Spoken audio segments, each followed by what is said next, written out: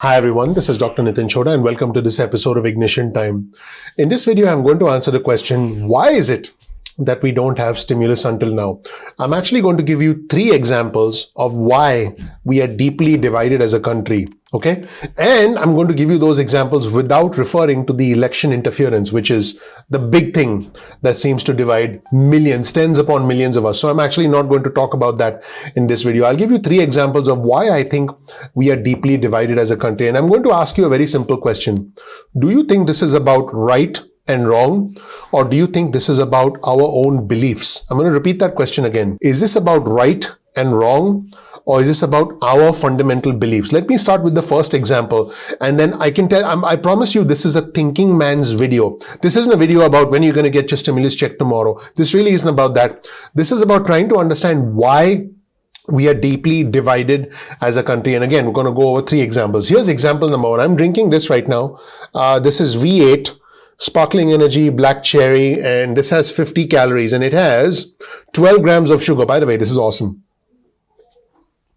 Now, there are 2 perspectives here. Number 1, this is healthy because it contains, if I'm not mistaken, let's see, yeah, there you go. 1 combined serving of vegetables and fruits. So, now, is this healthy for me because it contains 1 combined serving of vegetables and fruits, or is it unhealthy for me because it contains, I don't know if you can see it, maybe you can. Is it unhealthy for me because it contains 12 grams of sugar? Okay, so we can get into a healthy debate, a respectful debate about whether what I'm drinking is good for me or bad for me, right? So that's one example. Let's jump into a slightly more complex example and let's sort of raise the stakes a little bit.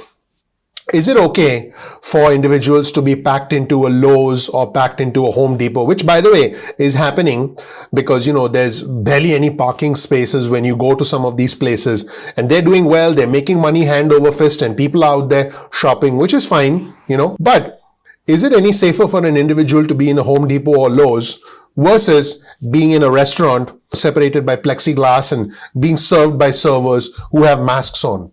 This is a complex question, and I will let you be the judge as to whether you agree one is safer than the other, whether you believe they are both equally safe, or whether you believe that neither of them are safe. That is a decision that you have to make.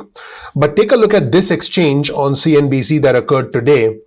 And I'm sort of getting to a broader point here because I'll actually give you a 3rd example of 2 different realities of the job reports that came out today, and what President-elect Joe Biden said about the jobs report. He called it dire, and what Larry Kudlow, the White House senior economic advisor, said, because now I'm raising the stakes even further. Now we're talking about, the overall country. Larry Kudlow called it a strong V-shaped recovery. Yep, that's what Uncle Kudlow called it. Remember, our channel is about the country, it's about the economy, and it's about money. And as you ask yourself, why is it that we don't have a stimulus check until now? I think the answer lies in the fact that as Americans, we are fiercely independent, okay? We believe what we believe. And by the way, I'm not saying this is right or wrong. I'm just telling you what I think is going on. We are fiercely independent. We believe what we believe. And here's the 3rd one, and this is the tricky one. Maybe, just maybe, we are resistant to changing our mind or accepting new ways of thinking. I said maybe. Don't freak out. I'm not blaming you. I'm not blaming anybody. I'm simply saying that I started with a simple example of this little V8 thing. By the way, this is awesome. I love it. By the way, these guys don't sponsor me. But let's raise the stakes a little bit and take a look at this intense exchange on CNBC about a more important subject, a more complex subject than this can of soda that a 42-year-old guy on YouTube is drinking. A more complex question, and the heated debate, the passionate debate that took place between people who have worked together for a long time, who are seen by millions of people.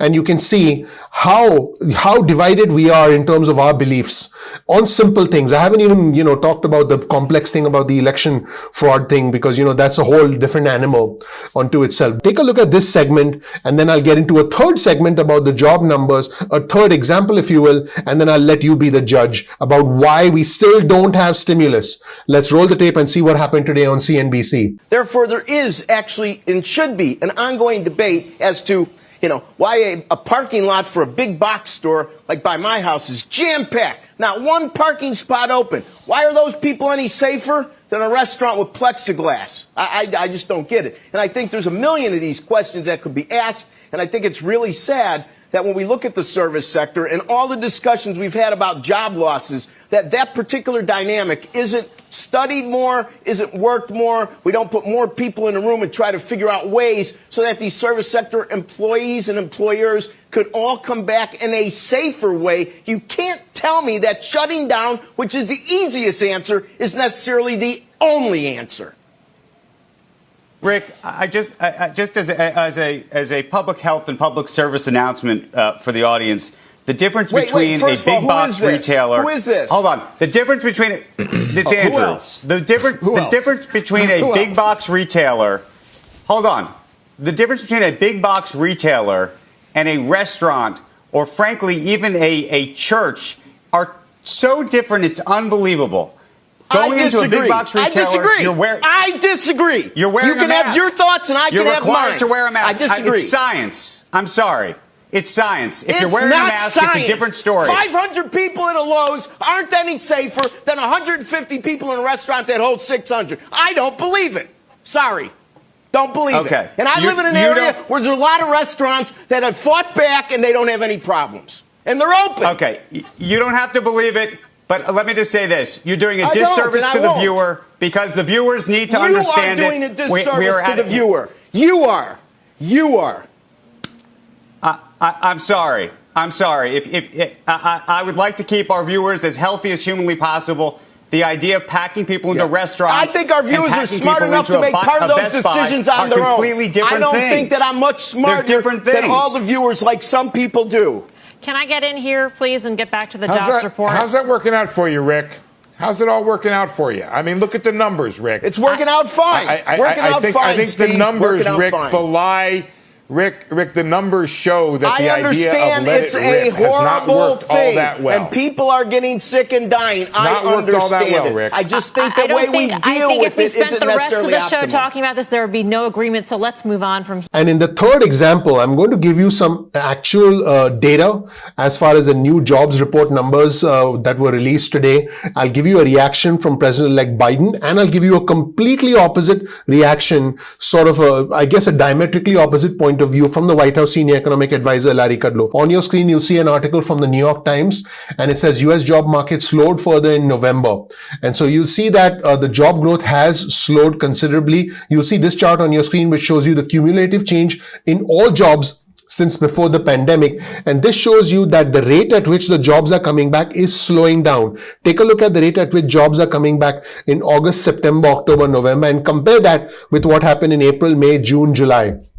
You'll see that jobs came back quickly, and now the rate at which jobs are coming back is tapering off. Here's another chart which shows you the unemployment rate, and you can see that in March, the unemployment rate just went through the roof, and then it fell quickly, and now it's starting to sort of taper off, but it's not back to where we were before the pandemic, because you see that orange line, that orange line comes down rather quickly, but then as we get closer to the end of the year, it does not come down that quickly. It kind of tends to go, it tends to move slowly towards the baseline. When I say the baseline, I mean the pre-pandemic baseline. This chart, by the way, is what I consider to be the most dangerous. This shows you the number of people who have been unemployed long term, and it's continuing to rise. This is a share of unemployed individuals who have been out of work 26 weeks or longer. This is actually starting to move up and up and up. I did do another video on our channel today where I talked about the permanent unemployed, individuals who have been unemployed permanently because they essentially have to stop looking for work because they are now they are the new permanent unemployed.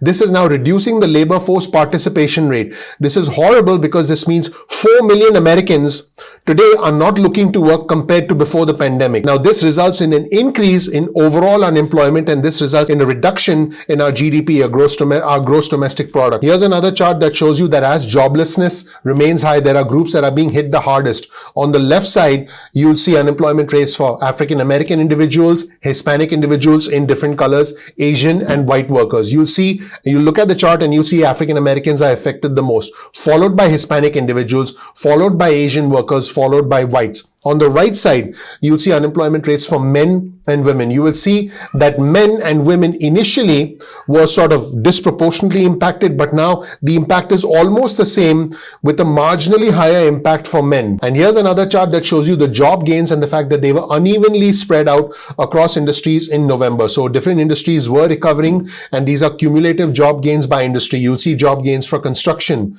retail, manufacturing, business and professional services, education and health. And look at leisure and hospitality. You'll see that leisure and hospitality still has a long way to go. The gap between where it is now and where it was prior to the baseline, that shows you how much work still is left to go. Let's take a look at this again. Construction, almost back to where it was, but down 279,000. Retail, down 550,000. Manufacturing, down 599,000. Business and professional services, down 1.1 million. Education and health, down 1.3 million, which by the way is why states need help. And leisure and hospitality, down 3.4 million. So, what does President-elect Joe Biden have to say about all this? You'll see this article on your screen from CNBC. President-elect Joe Biden warns the economy is stalling after a dire jobs report, and he calls for urgent action on stimulus. He said that he feared a dark winter as more and more Americans face potential benefit cuts. That's what President-elect Joe Biden said. And he also said, I quote, "The US labor market confirms we remain in the midst of one of the worst economic and job crises in modern history." And he did say that the dire jobs report only offered a snapshot of the situation in November before the surge in cases, which are expected to make the numbers much worse for December and January. He called for, I quote, urgent action to address the health and economic crisis. So now you heard what the President-elect Joe Biden had to say. And this, by the way, is the reason why we still don't have a stimulus check. When we talk about the country, the economy, and about money, I started by giving you an example about this can of, I guess you could call it soda. Then I talked about what's going on in the economy, specifically that on-air intense argument between the CNBC hosts. And now I'm going to talk to you about the country. President-elect Joe Biden has one point of view, and the senior economic advisor to the White House on the White House Economic Council, Larry Kudlow, has a completely different point of view. He was interviewed today, and he said that we are in the middle of a strong V-shaped recovery. We should do more unemployment, should do more PPP program funding. Let's listen to what he had to say, and I'll let you be the judge because it's a completely different perspective. He didn't say that things were dire. He didn't say there was, an urgent need, and he didn't say that there would be a dark winter. Let's take a look at what Larry Kudlow had to say. Let's roll the tape. Your longstanding view has been that a sharp recovery, V-shaped recovery, not predicated on further stimulus. You still hold that view, and what does that say about the debate that's going on right now? Well, look, I do hold that view, and I do think it's a strong V-shaped recovery. But I've also said any number of times in recent months that a targeted assistance plan from Congress would be very helpful. And I know that the parameters seem to be closing a bit. I know that Senator Mitch McConnell is talking to House Speaker Pelosi. Senator McConnell's a little more optimistic than he has been. There's no deal yet. The numbers are getting closer. There are some policy differences. But, Carl, my take really also, late summer and autumn for this discussion is we should provide some additional payouts for unemployment assistance. I think that's very important. Secondly, I think we should pay out additional extensions for the successful small business PPP program. I think you got to put some money into the airlines, and I think you got to also put some money into the small business, so that may be covered by PPE. Maybe you could have some tax deductions, and anything to do with COVID and schools. I mean, we've got to keep the schools open.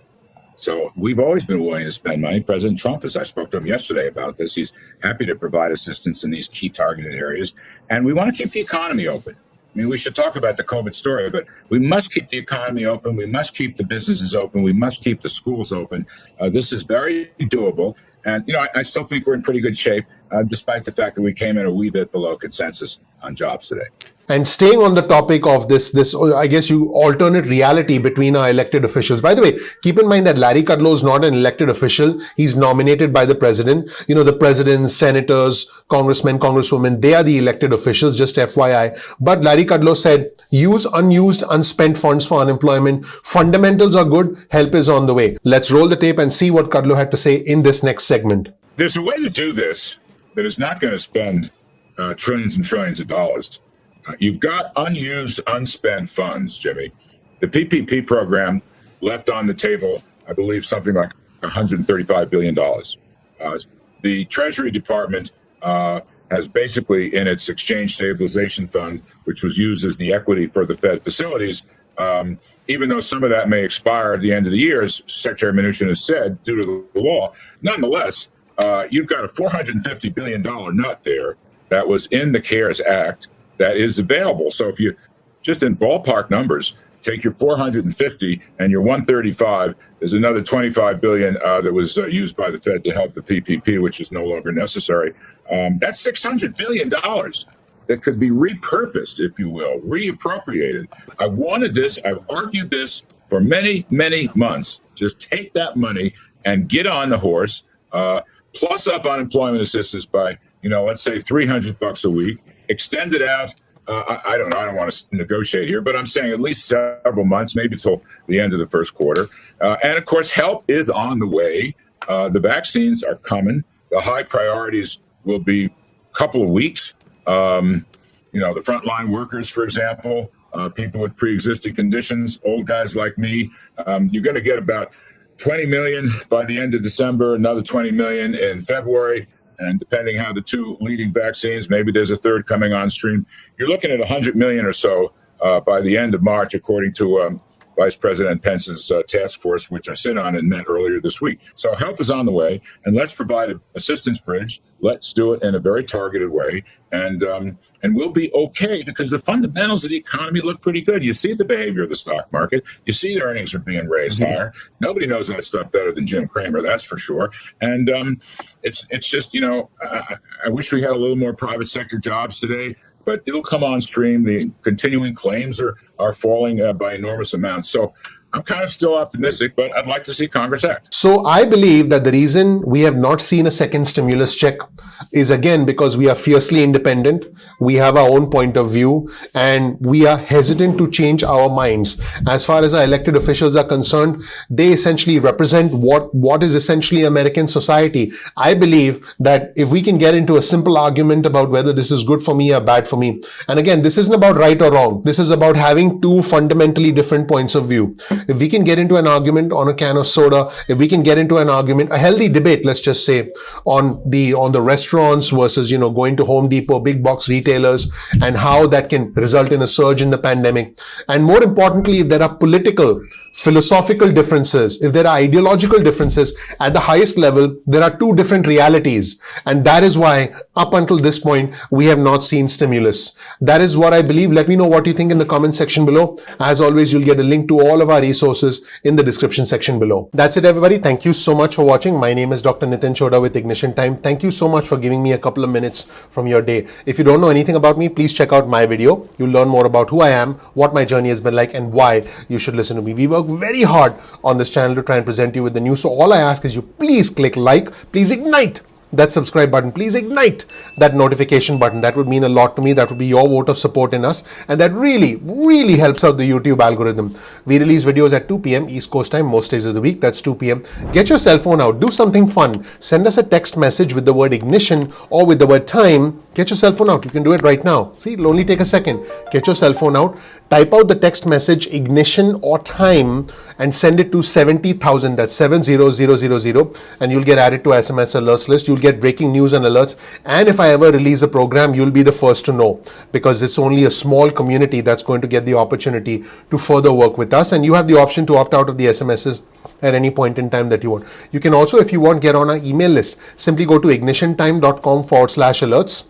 That's ignitiontime.com/alerts, and you can get added to our email list. Now you can opt out of the emails at any point in time that you want. There's absolutely no worries about that.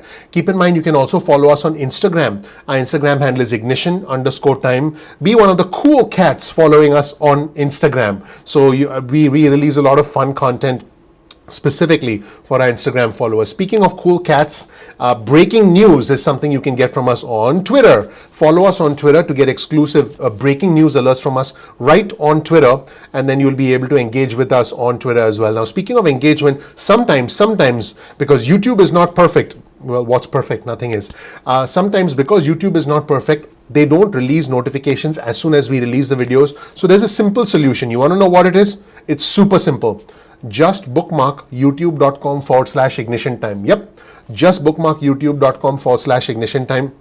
And then you'll be able to visit the homepage of our channel anytime you want. You can visit it every moment of the day. You can visit it, in the morning while you're having a cup of coffee, while you're eating lunch, while you're having dinner. When you wake up in the middle of the night, you can check out the channel. So you can check out our channel at any point in time that you want, and then you won't miss a single video. As always, if you learn something new from this video, please click the like button, please subscribe, please enable notifications, please share the video with friends and family. This way we can grow our community, and that does tell the YouTube algorithm that you found the content valuable. Also, comment below. Our community is intelligent, it's engaging, it's growing, it's hyperactive, it's bipartisan, it's respectful. So participate with us in our community. And on a final note, you'll always find a link to all of our resources in the description section below. This way you can dig deeper into the content at any point in time that you want. Thank you so much for watching. I'm looking forward to seeing you in the next episode of Ignition Time. I'll talk to you soon. Bye.